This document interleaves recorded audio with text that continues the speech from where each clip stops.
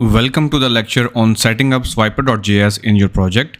In this lecture, we will walk through the steps to include swiper.js in your web project and get it ready for building interactive sliders.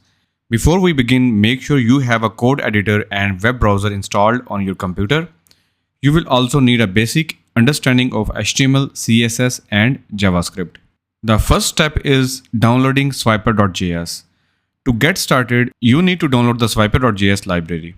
For that, visit the official swiper.js website on this URL swiper.js.com and navigate to the Get Started section. You will find the download link for the latest version of the swiper.js. For example, this is a link that you can use to download the assets, or if you are using npm, you can use the npm command to install the swiper.js and follow the instructions. But in this case, to keep this tutorial simple, we will use the CDN approach. So these are the links for the CDN. You just have to copy paste these links in your HTML page. So first of all, you need to create a new project directory. So I already just have created my directory. So you can also do that. Go to the folder where you want to create the folder or directory and create a directory. You can also use your computer's finder or folder from the UI to create the folder, or you can use a terminal. It's totally up to you. So within the swiper.js, so here I have created the swiper.js folder, and within that folder I have opened that folder in the VS Code. Right now this folder is completely empty and we will start filling it.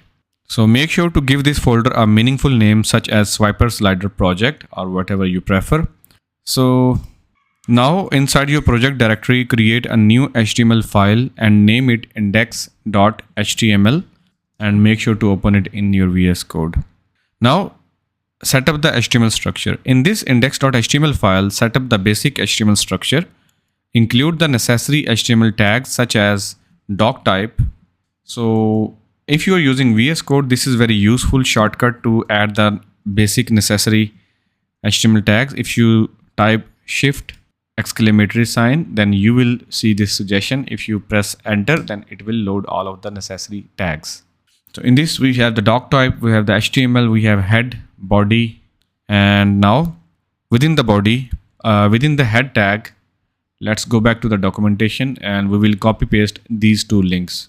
So just put it here, and by adding these links, your Swiper CSS would be accessible and also the JavaScript would be active in this page for the swiper.js. So, but in some case, if you want to use ES modules in browser, there is a CDN version for that too. You can just copy paste and this will import it from there. And the type of the script would be module in this case. Now we need to create a container for your slider. So inside the body section of your HTML file, create a container element where you will place your slider. So give it a meaningful class name such as swiper-container. So for example, in this body tag, I will add div.swiper-container. So this is another shortcut to create a div along with the class name. If you type the code in this way and press enter, it will automatically generate a div along with that class name. Okay.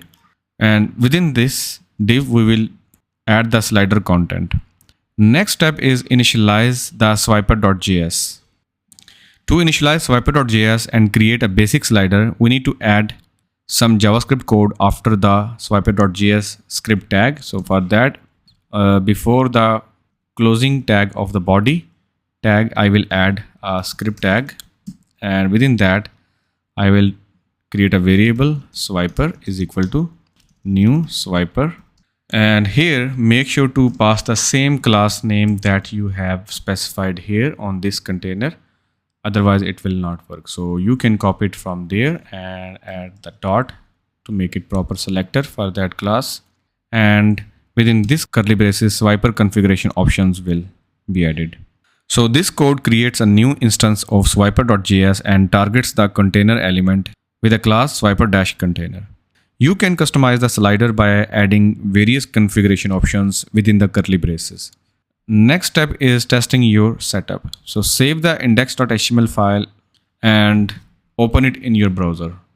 Right now you will not see anything in the browser, but we just want to make sure if there is any error or something like that.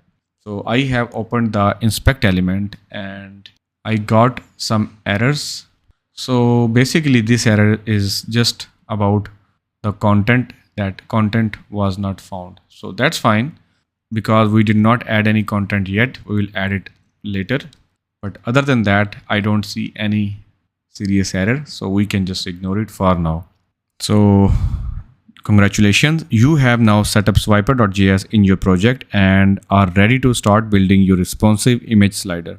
In the next lecture, we will explore a basic swiper.js example and learn how to add slides and configure options to create an interactive slider. If you have any questions or encounter any issues during the setup process, feel free to reach out in the course discussion forum or comment section. I'm here to help you every step of the way. Let's move on to the next lecture and dive into creating our first swiper.js slider.